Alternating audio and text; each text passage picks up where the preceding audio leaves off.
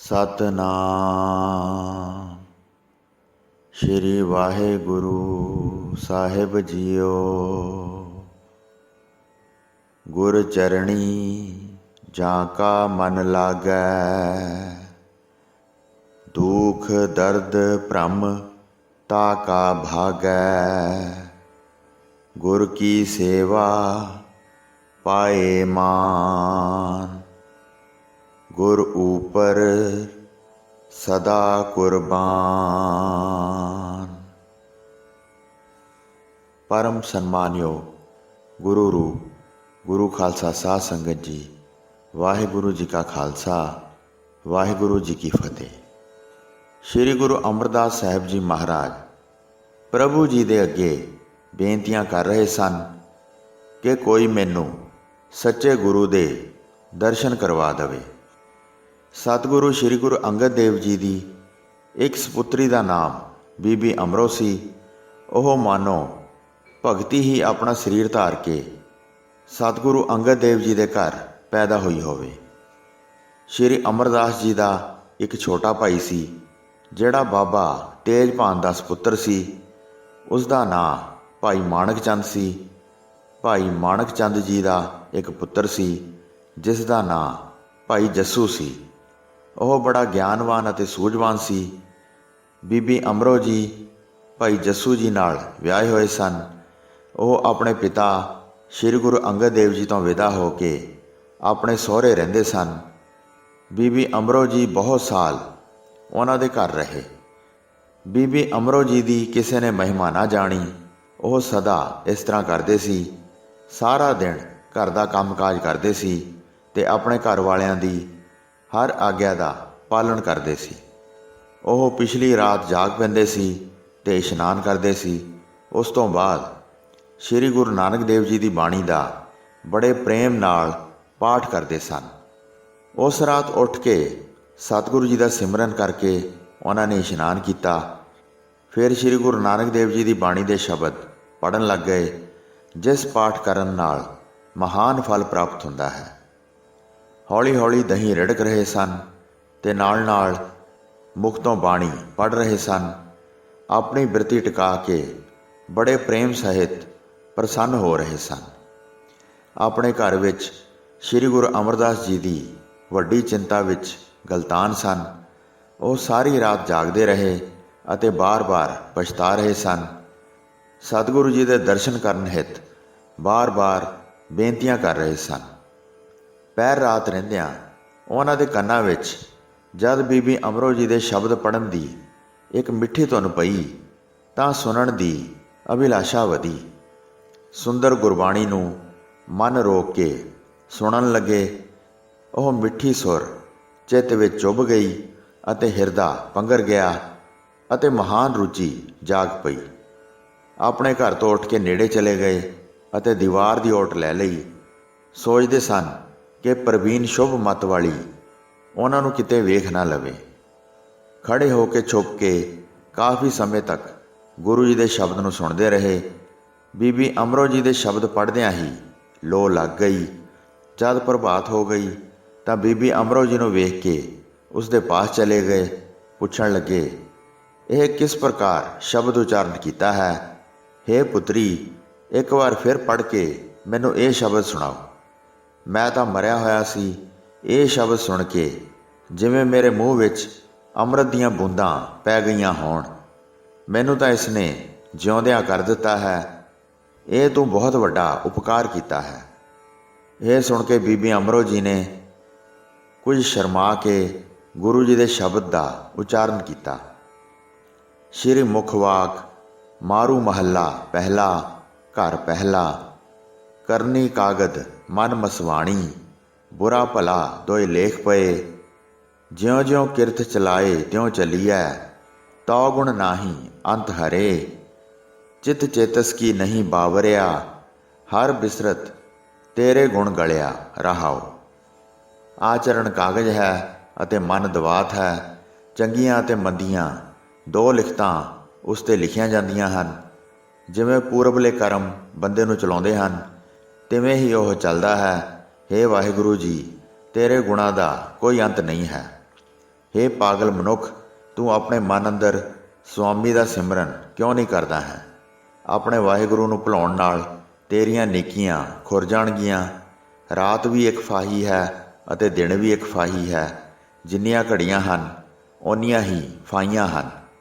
ਬੜੇ ਸਵਾਦ ਨਾਲ ਤੂੰ ਹਰ ਵੇਲੇ ਵਿਸ਼ਿਆਂ ਦਾ ਚੋਗਾ ਚੁਗਦਾ ਹੈ ਅਤੇ ਜਾਲ ਵਿੱਚ ਫਸ ਜਾਂਦਾ ਹੈ। ਹੇ ਮੂਰਖ, ਤੂੰ ਕਿਹੜੀਆਂ ਨੇਕੀਆਂ ਦੁਆਰਾ ਛੁਟਕਾਰਾ ਪਾਵੇਂਗਾ? ਸਰੀਰ ਇੱਕ ਭੱਠੀ ਹੈ ਅਤੇ ਮਨ ਉਸ ਅੰਦਰ ਲੋਹਾ ਹੈ। ਵਿਕਾਰ ਰੂਪੀ 5 ਅੰਗ ਇਸ ਨੂੰ ਤੱਤਾ ਕਰ ਰਹੇ ਹਨ। ਗੁਨਾਹਾਂ ਦੇ ਕੋਇਲੇ ਉਸ ਉੱਤੇ ਪਾਏ ਗਏ ਹਨ, ਜਿਸ ਕਾਰਨ ਮਨ ਬਲ ਉੱਠਿਆ ਹੈ। ਫਿਕਰ ਅਤੇ ਚਿੰਤਾ ਸੰਨੀ ਬਣ ਗਈ ਹੈ। ਮਲੀਨ ਹੋਇਆ ਮਨ ਮੁੜ ਸੋਨਾ ਬਣ ਜਾਂਦਾ ਹੈ। ਜੇ ਪਾਰਸ ਵਰਗਾ ਗੁਰਦੇਵ ਮਿਲ ਜਾਵੇ, ਫਿਰ ਉਹ ਬੰਦੇ ਨੂੰ ਇੱਕ ਪ੍ਰਭੂ ਅੰਮ੍ਰਿਤ ਸਰੂਪ ਨਾਮ ਦਿੰਦੇ ਹਨ ਅਤੇ ਫਿਰ ਉਸ ਦਾ ਸਰੀਰ ਅਤੇ ਮਨ ਅਸਥਿਰ ਹੋ ਕੇ ਟਿਕ ਜਾਂਦੇ ਹਨ। ਗੁਰੂ ਜੀ ਦਾ ਸ਼ਬਦ ਸੁਣ ਕੇ ਸ਼੍ਰੀ ਅਮਰਦਾਸ ਜੀ ਦਾ ਮਨ ਪ੍ਰਸੰਨ ਹੋ ਗਿਆ। ਕਹਿਣ ਲੱਗੇ, ਮੇਰੀ ਦਸ਼ਾ ਹੁਣ ਅਜਿਹੀ ਹੈ ਜਿਹੀ ਸ਼ਬਦ ਨੇ ਪ੍ਰਕਾਸ਼ ਕੀਤੀ ਹੈ। ਮੇਰੀ ਜਵਾਨੀ ਦੀ ਅਵਸਥਾ ਬੀਤ ਗਈ ਹੈ, ਹੁਣ ਬੁਢਾਪਾ ਆ ਗਿਆ ਹੈ। ਸੜਿਆ ਗਲਿਆ ਲੋਹਾ ਕਿਸੇ ਕੰਮ ਨਹੀਂ ਆਉਂਦਾ, ਪਰ ਜੇ ਲੋਹੇ ਨੂੰ ਪਾਰਸ ਛੂਹ ਲਵੇ ਤਾਂ ਉਹ ਸੋਨਾ ਬਣ ਜਾਂਦਾ ਹੈ। ਮੇਰੇ ਵਰਗੇ ਸੜੇ ਗਲੇ ਲੋਹੇ ਨੂੰ ਜੇ ਗੁਰੂ ਮਿਲ ਜਾਵੇ ਤਾਂ ਮੈਨੂੰ ਸ਼ੁੱਧ ਸੋਨਾ ਬਣਾ ਦੇਵੇ। ਮੈਂ ਤਾਂ ਇਹ ਸਮਝਦਾ ਹਾਂ ਮਾਨੋ ਇਹ ਸ਼ਬਦ ਮੇਰੇ ਉੱਤੇ ਹੀ ਲਿਖਿਆ ਹੈ। ਮੇਰੇ ਸਰੀਰ ਦੀ ਅਜਿਹੀ ਦਸ਼ਾ ਹੈ। ਇਸ ਤਰ੍ਹਾਂ ਵਿਚਾਰ ਕਰਕੇ ਸ਼੍ਰੀ ਅਮਰਦਾਸ ਜੀ ਗੰਭੀਰ ਆਸ਼ੇ ਬਾਰੇ ਪੁੱਛਣ ਲੱਗੇ, ਇਹ ਸ਼ਬਦ ਕਿਸ ਨੇ ਲਿਖਿਆ ਹੈ ਅਤੇ ਤੁਸੀਂ ਇਸ ਨੂੰ ਕਿਸ ਤੋਂ ਪਾਇਆ ਹੈ? ਇਸ ਦਾ ਰਚਣਹਾਰਾ ਹੁਣ ਹੈ ਕਿ ਨਹੀਂ? ਜਿਸ ਨੇ ਇਹ ਸ਼ੁਭ ਸ਼ਬਦ ਗਾਇਆ ਹੈ, ਇਸ ਸ਼ਬਦ ਨੂੰ ਸੁਣ ਕੇ ਰੋਮ ਰੋਮ ਪ੍ਰਸੰਨ ਹੋ ਗਿਆ ਹੈ ਅਤੇ ਮਨ ਨੇ ਪ੍ਰੇਮ ਧਾਰਨ ਕੀਤਾ ਹੈ। ਮੇਰੇ ਉਧਾਰ ਹਿਤ ਹੀ ਇਹ ਸੁੰਦਰ ਸ਼ਬਦ ਬਣਾਇਆ ਹੈ। ਇਹ ਸੁਣ ਕੇ ਬੀਬੀ ਅਮਰੋ ਜੀ ਨੇ ਕਿਹਾ, ਇਹ ਸ਼ਬਦ ਪੂਰਨ ਗੁਰੂ ਨਾਨਕ ਦੇਵ ਜੀ ਨੇ ਉਚਾਰਨ ਕੀਤਾ ਹੈ। ਉਹਨਾਂ ਨੇ ਹੀ ਬਣਾਇਆ ਹੈ, ਜਿਸ ਨੂੰ ਪੜ੍ਹ ਕੇ ਸੁੰਦਰ ਫਲ ਪ੍ਰਾਪਤ ਹੁੰਦਾ ਹੈ। ਉਹਨਾਂ ਨੇ ਆਪਣੇ ਮੁਖ ਤੋਂ ਹੋਰ ਬਹੁਤ ਬਾਣੀ ਦੀ ਰਚਨਾ ਕੀਤੀ ਹੈ। ਜਿਸ ਬਾਣੀ ਨੂੰ ਪ੍ਰੇਮ ਨਾਲ ਪੜ੍ਹਨ ਨਾਲ ਭਵ ਸਾਗਰ ਨੂੰ ਪਾਰ ਕਰ ਜਾਈਦਾ ਹੈ। ਮੇਰੇ ਪਿਤਾ ਜੀ ਬੜੇ ਪ੍ਰੇਮ ਕਰਕੇ ਉਹਨਾਂ ਦੀ ਬਾਣੀ ਨੂੰ ਦੋਵੇਂ ਵੇਲੇ ਸੁਣਦੇ ਅਤੇ ਪੜ੍ਹਦੇ ਹਨ। ਰਬਾਬੀ ਵੀ ਦੋਵੇਂ ਵੇਲੇ ਬਾਣੀ ਨੂੰ ਪਿਤਾ ਜੀ ਦੇ ਪਾਸ ਬੈਠ ਕੇ ਗਾਉਂਦੇ ਹਨ। ਸਤਿਗੁਰੂ ਨਾਨਕ ਹੁਣ ਸੱਚਖੰਡ ਵਿੱਚ ਚਲੇ ਗਏ ਹਨ। ਆਪਣੇ ਸਥਾਨ 'ਤੇ ਮੇਰੇ ਪਿਤਾ ਜੀ ਨੂੰ ਬਿਠਾ ਗਏ ਹਨ। ਆਪਣੇ ਪਿਤਾ ਜੀ ਦੇ ਪਾਸ ਬੈਠ ਕੇ ਮੈਂ ਬਹੁਤ ਬਾਣੀ ਸੁਣਦੀ ਰਹਿੰਦੀ ਹਾਂ। ਉੱਥੋਂ ਹੀ ਬਾਣੀ ਕੰਠ ਕੀਤੀ ਹੈ। ਸਤਿਗੁਰ ਲੋਕਾਂ ਦੇ ਪਾਪਾਂ ਨੂੰ ਦੂਰ ਕਰਨ ਹਿੱਤ ਬਾਣੀ ਦਾ ਪ੍ਰਚਾਰ ਕਰਦੇ ਹਨ। ਜਿਨ੍ਹਾਂ ਦੇ ਵੱਡੇ ਭਾਗ ਹਨ, ਐਸੇ ਅਨੇਕ ਮਨੁੱਖ ਸਿੱਖ ਹੋ ਕੇ ਬਾਣੀ ਦਾ ਸਿਮਰਨ ਕਰਦੇ ਹਨ। ਸਾਰੇ ਵਿਕਾਰਾਂ ਨੂੰ ਤਿਆਗ ਕੇ ਉਹਨਾਂ ਦਾ ਮਨ ਸਿਮਰਨ ਵਿੱਚ ਲੱਗਾ ਹੈ, ਜਿਸ ਨਾਲ ਉਹਨਾਂ ਦੇ ਹਿਰਦੇ ਪ੍ਰਕਾਸ਼ਿਤ ਹੋਏ ਹਨ। ਇਹ ਸੁਣ ਕੇ ਸ਼੍ਰੀ ਅਮਰਦਾਸ ਜੀ ਬੋਲੇ, ਹੇ ਬੇਟੀ, ਕਿਰਪਾ ਕਰਕੇ ਮੇਰੇ 'ਤੇ ਇਹ ਉਪਕਾਰ ਕਰੋ। ਮੈਂ ਤੈਨੂੰ ਨਾਲ ਲੈ ਜਾਵਾਂਗਾ। ਮੇਰਾ ਗੁਰੂ ਜੀ ਨਾਲ ਮਿਲਾਪ ਕਰਾ ਦਿਓ। ਦਰਸ਼ਨ ਦੀ ਹੁਣ ਤੀਬਰ ਪਿਆਸ ਲੱਗੀ ਹੈ, ਹੁਣ ਰਿਹਾ ਨਹੀਂ ਜਾ ਸਕਦਾ। ਮੈਂ ਬਿਰਧ, ਅਨਾਥ, ਅਣਜਾਣ ਅਤੇ ਸਮਰੱਥਾ ਤੋਂ ਬਗੈਰ ਹਾਂ। ਹੇ ਮੇਰੀ ਸਿਆਣੀ ਪੁੱਤਰੀ, ਤੂੰ ਮੈਨੂੰ ਮਰਦੇ ਨੂੰ ਜੀਵਤ ਕਰ ਲਿਆ ਹੈ। ਇਹ ਸੁਣ ਕੇ ਬੀਬੀ ਅਮਰੋ ਜੀ ਨੇ ਕਿਹਾ, ਤੁਸੀਂ ਸਾਡੇ ਵੱਡੇ ਹੋ।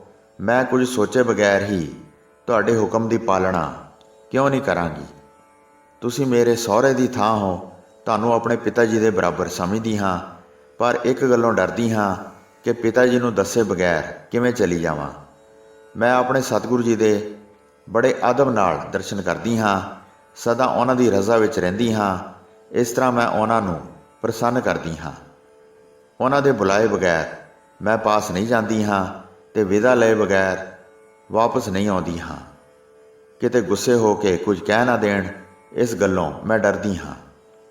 ਸ਼੍ਰੀ ਅਮਰਦਾਸ ਜੀ ਇਹ ਸੁਣ ਕੇ ਬੋਲੇ, ਤੂੰ ਚਿੰਤਾ ਨਾ ਕਰ। ਜਿਹੜੇ ਸਤਿਗੁਰ ਹੁੰਦੇ ਹਨ, ਉਹ ਹਰ ਘਟਨਾ ਦੇ ਅੰਤਰਜਾਮੀ ਹੁੰਦੇ ਹਨ। ਉਹ ਆਪਣੇ ਮਨ ਵਿੱਚ ਕਿਸੇ ਪ੍ਰਕਾਰ ਦਾ ਗੁੱਸਾ ਨਹੀਂ ਕਰਦੇ ਹਨ। ਮੇਰੇ ਪ੍ਰੇਮ ਨੂੰ ਵੇਖ ਕੇ, ਦਾਸ ਜਾਣ ਕੇ ਆਪਣੇ ਪਾਸ ਰੱਖਣਗੇ ਅਤੇ ਕਲਿਆਣ ਦਾ ਰਾਹ ਵਿਖਾਉਣਗੇ। ਆਪਣੇ ਵਡੇਰੇ ਦੀ ਬੇਨਤੀ ਸੁਣ ਕੇ ਬੀਬੀ ਅਮਰੋ ਜੀ ਨੇ ਜਾਣ ਦੀ ਤਿਆਰੀ ਕਰ ਲਈ। ਝੀਵਰਾਂ ਨੂੰ ਡੋਲੀ ਸਹਿਤ ਮੰਗਵਾ ਲਿਆ ਤੇ ਡੋਲੀ ਵਿੱਚ ਬੈਠ ਗਏ। ਸ਼ੁਭ ਠੰਡੀ ਹਵਾ ਚੱਲ ਰਹੀ ਸੀ। ਸ਼ੁਭ ਸ਼ਗਨ ਵੇਖ ਕੇ ਰਾਹੇ ਰਾਹ ਪੈ ਗਏ। ਆਪਣੇ ਹਿਰਦੇ ਵਿੱਚ ਵਿਚਾਰ ਕੇ ਪ੍ਰਸੰਨ ਹੋ ਰਹੇ ਸਨ। ਮਹਾਨ ਕਾਰਜ ਸੰਪੂਰਨ ਹੋਵੇ। ਹੌਲੀ ਹੌਲੀ ਰਾਹੇ ਰਾਹ ਜਾ ਰਹੇ ਸਨ। ਜਦ ਖਡੂਰ ਪਿੰਡ ਨੂੰ ਵੇਖਿਆ ਤਾਂ ਬੀਬੀ ਅਮਰੋ ਜੀ ਨੇ ਕਿਹਾ, ਹੇ ਪਿਤਾ ਜੀ, ਤੁਸੀਂ ਪਿੰਡ ਦੇ ਲਾਗੇ ਬੈਠਣਾ। ਮੈਂ ਪਹਿਲਾਂ ਘਰ ਜਾਵਾਂਗੀ। ਸਤਿਗੁਰੂ ਜੀ ਦੇ ਸੁਭਾਅ ਨੂੰ ਵੇਖ ਕੇ ਫਿਰ ਤੁਹਾਨੂੰ ਬੁਲਾ ਲਵਾਂਗੀ। ਜਦ ਜਾ ਕੇ ਪੁੱਛਾਂਗੀ, ਜੇ ਪ੍ਰਸੰਨ ਹੋ ਕੇ ਆਗਿਆ ਦੇਣਗੇ ਤਾਂ ਤੁਸੀਂ ਫਿਰ ਮਿਲ ਲੈਣਾ ਅਤੇ ਉਹਨਾਂ ਦੀ ਰਜ਼ਾ ਵੇਖ ਕੇ ਉਹਨਾਂ ਦੇ ਪਾਸ ਰਹਿਣਾ। ਇਸ ਤਰ੍ਹਾਂ ਭਲਾ ਧੀਰਜ ਦੇ ਕੇ ਅੱਗੇ ਚਲੇ ਗਏ। ਆਪਣੇ ਪਿਤਾ ਜੀ ਨੂੰ ਵੱਡੀ ਸ਼ਰਧਾ ਧਾਰ ਕੇ ਬੜੇ ਪ੍ਰੇਮ ਨਾਲ ਮਿਲੇ। ਘਰ ਅੰਦਰ ਜਾ ਕੇ ਅੰਤਰਜਾਮੀ ਗੁਰੂ ਜੀ ਦੇ ਪਾਸ ਬੈਠ ਗਏ। ਸ਼੍ਰੀ ਗੁਰੂ ਅੰਗਦ ਦੇਵ ਜੀ ਨੇ ਕਿਹਾ, ਤੈਨੂੰ ਬੁਲਾਇਆ ਤਾਂ ਨਹੀਂ ਸੀ, ਕਿਸ ਕੰਮ ਕਰਕੇ ਆਈ ਹੈ? ਬੁਲਾਏ ਤੋਂ ਬਗੈਰ ਤੇਰਾ ਆਉਣਾ ਬਣਦਾ ਨਹੀਂ। ਕਿਉਂ ਚੱਲ ਕੇ ਆਈ ਹੈ? ਜਿਸ ਨੂੰ ਤੂੰ ਆਪਣੇ ਨਾਲ ਲਿਆਂਦਾ ਹੈ ਉਸ ਨੂੰ ਆਪਣੇ ਨਾਲ ਲੈ ਕੇ ਕਿਉਂ ਨਹੀਂ ਆਈ? ਇਹ ਸੁਣ ਕੇ ਬੀਬੀ ਅਮਰੋ ਜੀ ਨੇ ਦੋਵੇਂ ਹੱਥ ਜੋੜ ਕੇ ਕਿਹਾ, ਮੈਂ ਹੁਣੇ ਜਾ ਕੇ ਉਹਨਾਂ ਨੂੰ ਤੁਹਾਡੇ ਪਾਸ ਲਿਆਉਂਦੀ ਹਾਂ। ਆਗਿਆ ਬਗੈਰ ਮਿਲ ਨਹੀਂ ਸਕਦੇ, ਪਰ ਸ਼੍ਰੀ ਅਮਰਦਾਸ ਜੀ ਮਿਲਣ ਦਾ ਹੁਲਾਸ ਬਹੁਤ ਰੱਖਦੇ ਹਨ। ਫਿਰ ਬੀਬੀ ਅਮਰੋ ਜੀ ਆਪ ਹੀ ਉੱਠ ਕੇ ਸ਼੍ਰੀ ਅਮਰਦਾਸ ਜੀ ਨੂੰ ਬੁਲਾਉਣ ਗਏ। ਹਿਰਦੇ ਵਿੱਚ ਬੜਾ ਆਨੰਦ ਧਾਰਨ ਕਰਕੇ ਸ਼੍ਰੀ ਅਮਰਦਾਸ ਜੀ ਗੁਰੂ ਦੇ ਦਰਬਾਰ ਵਿੱਚ ਪਹੁੰਚੇ। ਜਾ ਕੇ ਦਰਸ਼ਨ ਕੀਤੇ ਅਤੇ ਵੇਖਿਆ ਗੁਰੂ ਜੀ ਦਾ ਚਿਹਰਾ ਕਮਲ ਫੁੱਲ ਵਾਂਗ ਖਿੜ ਰਿਹਾ ਸੀ, ਜਿਨ੍ਹਾਂ ਦੀ ਬਿਰਤੀ ਪ੍ਰੇਮ, ਈਰਖਾ, ਦੁੱਖ ਸੁੱਖ ਆਦਿ ਤੋਂ ਨਿਰਲੇਪ ਸੀ। ਸੰਸਾਰਕ ਰਿਸ਼ਤਿਆਂ ਨੂੰ ਵੇਖ ਕੇ, ਕਿਉਂਕਿ ਸ਼੍ਰੀ ਅਮਰਦਾਸ ਜੀ ਸ਼੍ਰੀ ਗੁਰੂ ਅੰਗਦ ਦੇਵ ਜੀ ਦੇ ਕੁੜਮ ਦੇ ਵੱਡੇ ਭਰਾ ਸਨ, ਸਤਿਗੁਰੂ ਜੀ ਉੱਠ ਕੇ ਖੜੇ ਹੋ ਗਏ। ਗਲੇ ਮਿਲਣ ਲਈ ਚਾਦਰ ਦੀ ਬੁੱਕਲ ਵਿੱਚੋਂ ਹੱਥ ਬਾਹਰ ਕੱਢੇ, ਪਰ ਉਸ ਤੋਂ ਪਹਿਲਾਂ ਹੀ ਸ਼੍ਰੀ ਅਮਰਦਾਸ ਜੀ ਨੇ ਉਹਨਾਂ ਦੇ ਚਰਨ ਫੜ ਲਏ ਅਤੇ ਬੰਦਨਾ ਕੀਤੀ ਅਤੇ ਕਿਹਾ, ਗਲੇ ਮਿਲਣਾ ਯੋਗ ਨਹੀਂ, ਮੈਨੂੰ ਆਪਣਾ ਦਾਸ ਜਾਣੋ। ਆਨੰਦ ਪ੍ਰਸੰਨਤਾ ਸਭ ਪੁੱਛ ਕੇ ਆਪਣੇ ਪਾਸ ਬਿਠਾਇਆ। ਜਗਤ ਦੀਆਂ ਹੋਰ ਗੱਲਾਂ ਪੁੱਛ ਕੇ ਪ੍ਰਸੰਨ ਹੋਏ।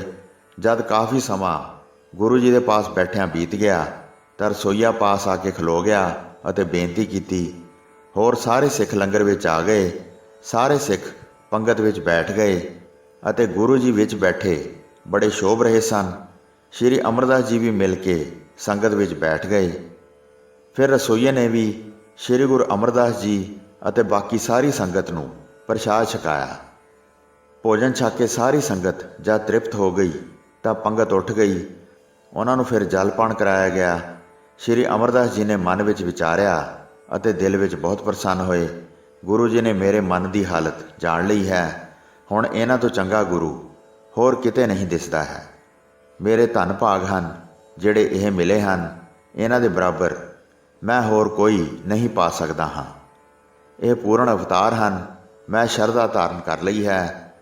ਭੋਜਨ ਕਰਕੇ ਇਕੱਲੇ ਆ ਕੇ ਬਾਹਰ ਬੈਠ ਗਏ।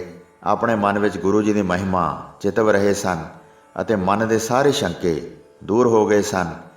ਫਿਰ ਰਾਤ ਬਿਤਾਈ ਤੇ ਦਿਨ ਚੜ੍ਹ ਆਇਆ। ਅਗਲਾ ਦਿਨ ਵੀ ਜਦ ਥੋੜ੍ਹਾ ਬੀਤਿਆ ਤਾਂ ਭੋਜਨ ਤਿਆਰ ਹੋ ਗਿਆ। ਸਾਰੀ ਸੰਗਤ ਨਾਲ ਮਿਲ ਕੇ ਪੰਗਤ ਵਿੱਚ ਬੈਠ ਗਏ। ਸ਼੍ਰੀ ਅਮਰਦਾਸ ਜੀ ਮਨ ਵਿੱਚ ਸੋਚ ਰਹੇ ਸਨ, ਗੁਰੂ ਅੰਗਦ ਦੇਵ ਜੀ ਸਰਬ ਸਮਰੱਥ ਹਨ, ਇਸ ਵਿੱਚ ਕੋਈ ਸ਼ੰਕਾ ਨਹੀਂ ਹੈ। ਫਿਰ ਮੇਰੇ ਮਨ ਭਾਉਂਦੀ ਗੱਲ ਜੇ ਆਪਣੇ ਦਿਲ ਵਿੱਚ ਸਮਝ ਲੈਣ ਤਾਂ ਬਚਿਆ ਸ਼ੀਤ ਪ੍ਰਸਾਦ ਅੱਜ ਮੈਨੂੰ ਬਿਨਾਂ ਮੰਗਣੇ ਤੋਂ ਹੀ ਦੇ ਦੇਣ। ਕਿਰਪਾ ਕਰਕੇ ਹੁਣੇ ਹੀ ਦੇ ਦੇਣ ਤਾਂ ਕਿ ਮੇਰੇ ਹਿਰਦੇ ਵਿੱਚ ਸੋਝੀ ਆ ਜਾਵੇ। ਇਸ ਤਰ੍ਹਾਂ ਵਿਚਾਰ ਕੇ ਜਦ ਭੋਜਨ ਕੀਤਾ ਤਾਂ ਸ਼੍ਰੀ ਗੁਰੂ ਅੰਗਦ ਦੇਵ ਜੀ ਸ਼੍ਰੀ ਗੁਰੂ ਅਮਰਦਾਸ ਜੀ ਦੇ ਦਿਲ ਦੀ ਸਾਰੀ ਗੱਲ ਜਾਣ ਗਏ।